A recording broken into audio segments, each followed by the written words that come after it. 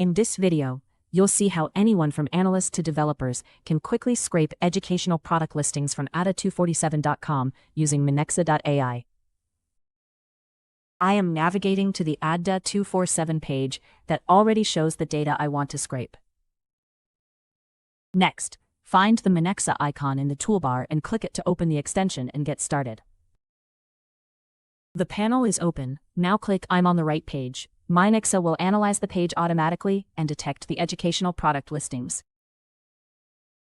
Pagination detected. Minexa will automatically move through every page to capture all listings without extra setup. Just scrape the list, or choose to click into every product detail page for more comprehensive data extraction. Head straight to Continue or use Advanced if you need to select filters or click buttons before the list appears. See that highlighted block? Click Create Scraper, and Minexa will learn every field automatically from the educational listings. All data is ready.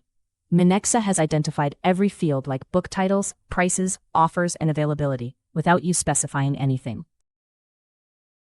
For developers, click the API request button to get structured JSON output, with no token costs or guesswork.